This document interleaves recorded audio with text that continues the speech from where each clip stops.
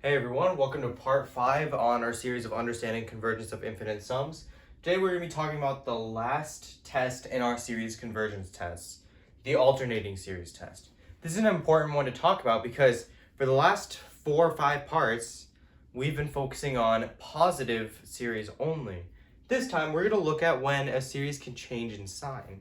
So, the rule for an alternating series is that the signs for each term in the sequence must change. In other words, we'll be looking at a positive, then a negative, then a positive, then a negative, then a positive, then a negative. An example would be something like 1 minus 1/2 plus 1/3 minus 1/4 plus 1/5 minus 1/6 plus so on and so forth. This is an alternating series because we start off positive and then we go to a negative term and then we get a positive, negative, so on and so forth. So, let's go ahead and try to draw a graphical representation, and maybe we can get a test out of this. So, we said that our first term, a sub 1, is going to be positive. So let's go ahead and draw that. We're just going to have some arbitrary a sub 1 term right here, and let's actually go ahead and define our sequence. I should do that. So, the notation for an alternating series is a sub n.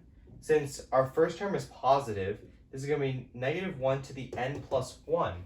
If this was just negative 1 to the n, the first term a sub 1 would be negative. So that's an important thing to keep in mind.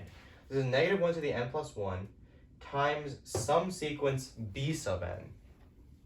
Now, this is important to notice because this b sub n right here is actually representative of the magnitude of each term of a sub n.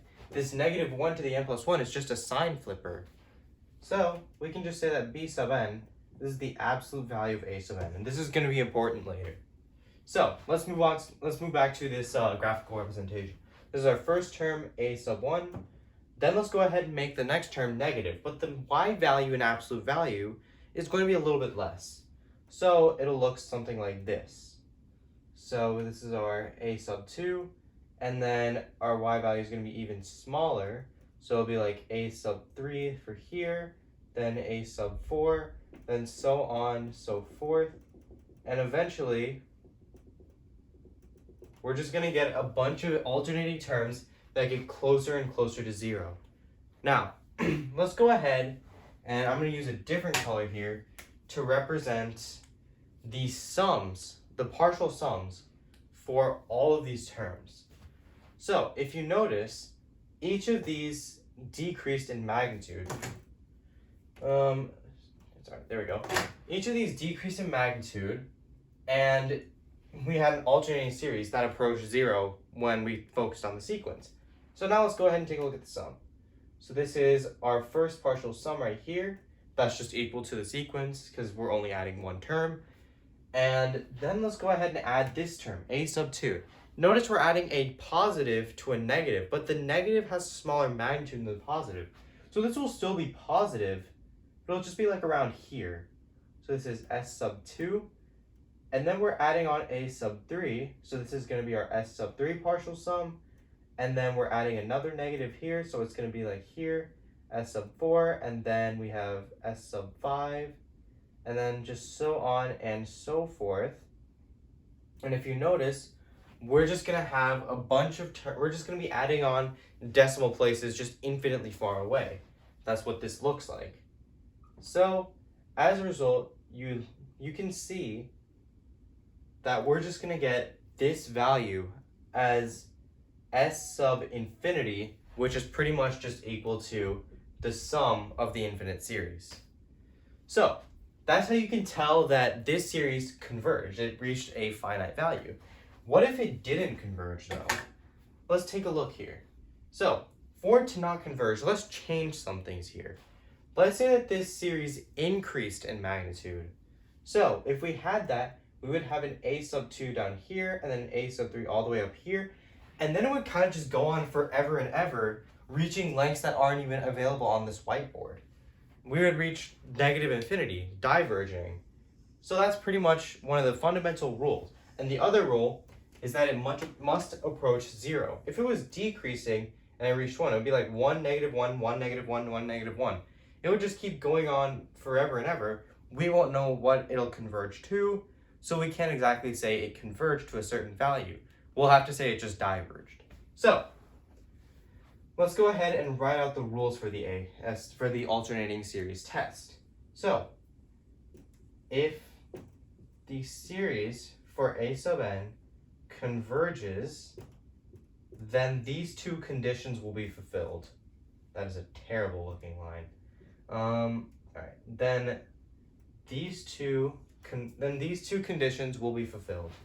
The limit as n goes to infinity of the absolute value of a sub n, or b sub n, this equals 0. And we saw that for right here. We saw that when this approached 0, we were just adding on decimal places infinitely far away. So yeah. And then our next rule, we said that this absolute value must be decreasing for all n. So b sub n plus 1 is less than or equal to b sub n. And I have that equals because when we get infinitely far away, we're just going to be having a bunch of zeros. So yeah, technically it's going to equal. And this is going to be true for all n greater than, well, I guess, for all integers of n.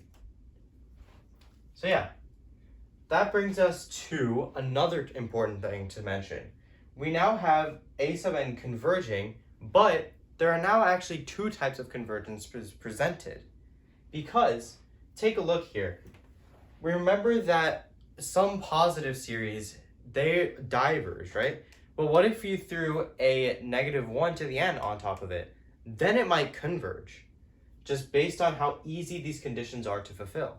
So that introduces us to absolute convergence and conditional convergence. So absolute convergence, it sounds pretty similar to what it is. Notice that it has the word absolute in it, implying that we're dealing with an absolute value convergence. So this pretty much says that the series from 1 to infinity of the absolute value of a sub n, if this converges, then this means that this series of a sub n will also converge. But then this is just one case of convergence. Let's go ahead and take a look at the next one. This is conditional convergence. So conditional convergence is based on a condition. This is the idea that the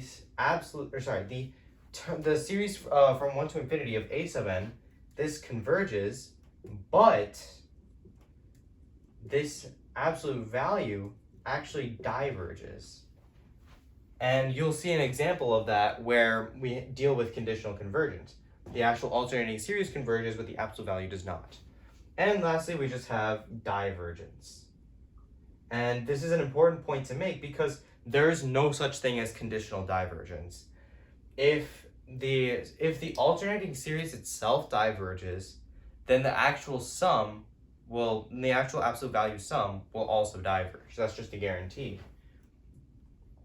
And I'll explain that in one of our examples here. This is going to be a sub n diverging, therefore the series of the absolute value of a sub n also diverges.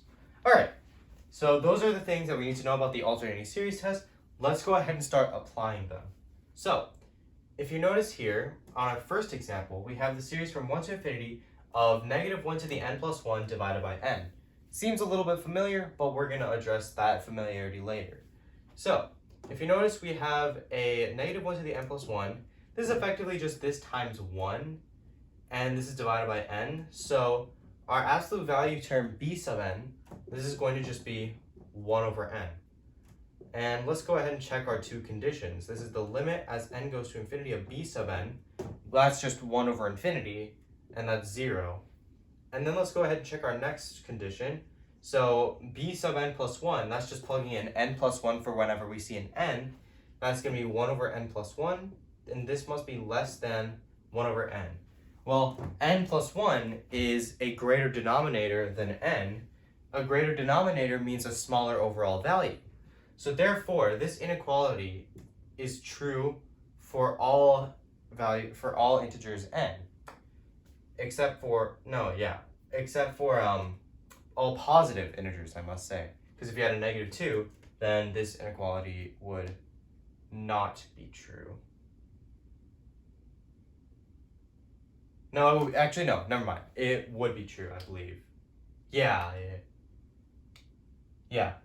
Sorry, it'll be true. My bad. So let's go ahead and get the ball rolling. We now notice that this series right here will converge because it fulfilled both conditions of the alternating series test. And let's go ahead and check the absolute value here. Remember, absolute value, that's just b sub n. If we check the series from 1 to infinity of 1 over n, we know that this is a famous divergent series called the harmonic series.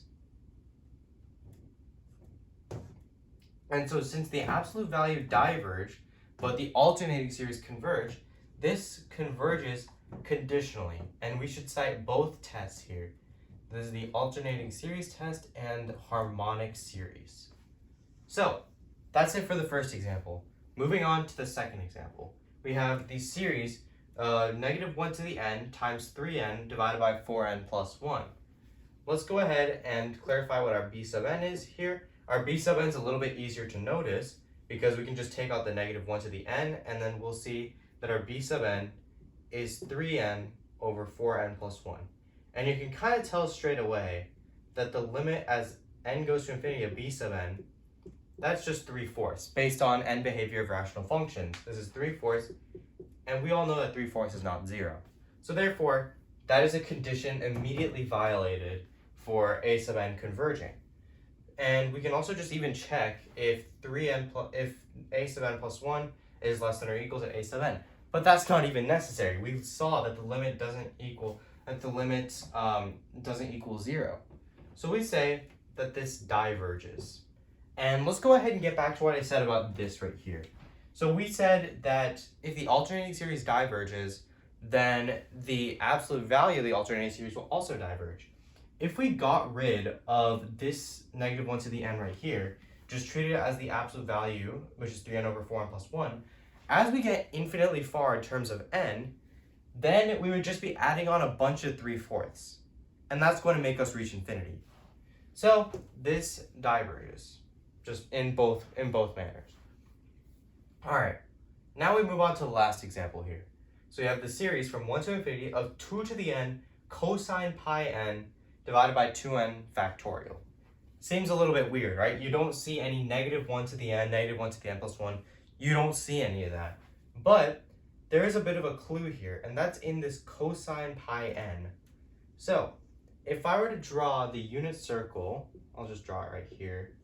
It's a pretty bad location to draw it, but I don't really have space. So we have the unit circle, which is definitely a circle. So if you notice here, cosine pi n, that's pretty much going to be these 2 points right here, just alternating from here and here. Now notice, cosine gives us the x value in terms of the unit circle. So we have this right here being 1 and this negative 1. Cosine of pi times 1 is negative 1. Cosine of 2 pi is cosine 0, which is 1. And then we go from 1 to negative 1 to negative 1 to negative 1. It's the exact same thing as negative 1 to the n. So we can say cosine of pi n equals negative 1 to the n for all natural numbers of n. And I'm just going to go ahead and say n is for all natural numbers of n, because all natural numbers are integers. So for all natural numbers of n, right? And we can actually kind of say all integers, but I don't want to be dealing with the negative 1 to the negative 1, just because that's a little nasty. So we have that notion out of the way. So now it kind of becomes easy to tell what our b sub n is, or our absolute value. So our b sub n, that's equal to 2n divided by, or 2 to the n divided by 2n factorial. And you can just tell if we covered up that cosine pi n, we just have a 2n on the top, 2 to the n on the top, and 2n factorial on the bottom. So let's go ahead and check what this limit approaches. So the limit as n goes to infinity of b sub n, notice this relies on our order of magnitude knowledge. In the order of magnitude, it states that factorials outgrow exponentials as we get infinitely large. So, since this is going to be growing at a much faster rate, for the denominator, larger denominator means smaller overall value. So that means that this limit is equal to 0. And let's go ahead and check the inequality here. 2n plus 1, 2 to the n plus 1, divided by 2 times n plus 1 factorial, that must be less than or equal to 2 to the n over 2n factorial. So there's 2 times n plus 1 here. Since I don't have a lot of space, I'm going to do this in the setup. I'm just going to go ahead and erase it and rewrite it.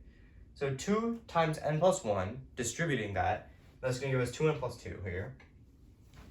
So if I go ahead and change this up a little bit as well, notice that 2 to the n plus 1 is equal to 2 times 2 to the n, just based on exponent properties.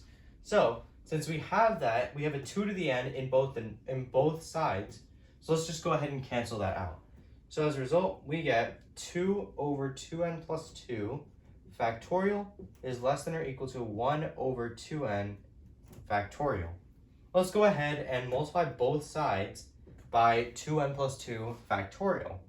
This is going to be equal to this inequality right here. So if you notice something here, by factorial rules, this is going to give us 2n plus 2 times 2n plus 1 times 2n times 2n minus 1 times so on and so forth. But we could have just stopped at 2n, because 2n times 2n minus 1 times 2n minus 2 minus 2 minus times 2 minus 3, so on and so forth, that's just 2n factorial. So as a result, 2 is less than or equal to 2n plus 2 times 2n plus 1 times 2n factorial over 2n factorial. And these 2n factorials cancel, and since I don't have space, I'm going to just write, I'm just going to erase and rewrite. This is going to be equal to 2n plus 2 times 2n plus 1. And notice here, this 2n plus 2, 2n plus 1, this inequality is true if this inequality is true for all n greater than or equal to 0. And I can show you that if we just plug in 0 for n. If we plug in 0 for n, this 2n becomes 0, so we just have a 2 here, and this 2n also becomes 0, and we just have a 1. So we have 2 times 1, 2 is less than or equal to 2, check. That means that n is greater than or equal to 0, check. I should have wrote n is greater than or equal to 0 here. So I'm going to go ahead and change that. That is on me. That is my bad. But yeah, since the limit approaches 0 and this inequality holds true for the given values, that means that this converges. And I should also clarify, n is greater than or equal to 0 here. Since this goes from 1 to infinity, 1 is greater than or equal to 0. And since that's our lower bound for n, we can just say that this inequality checks out. So this converges. But what type of convergence is it? Let's go ahead and check. So we have this series going from 1 to infinity of 2 to the n over 2n factorial. That's just our b sub n. That's our absolute value. So let's go ahead and try this with the ratio test, because that's the best at dealing with factorials. This is the limit as n goes to infinity of 2 to the n plus 1 divided by 2 times n plus 1, that's 2n plus 2, 2n plus 2 factorial times the reciprocal of this, which is 2n factorial divided by 2 to the n. Now notice here, we have a 2 to the n plus 1 divided by 2 to the n, that just becomes 2 to the first, which is 2, and we have a 2n factorial divided by 2n plus 2 factorial. It works exactly the same as this, so we just get that this is the limit as n goes to infinity of 2 over 2n plus 2 times 2n plus 1. As n becomes infinitely large, this denominator becomes infinitely large, so we're just effectively getting 2 over infinity. And 2 over infinity is just 0. So, since 0 is less than 1, this passes the ratio test for convergence. So this means that this converges absolutely.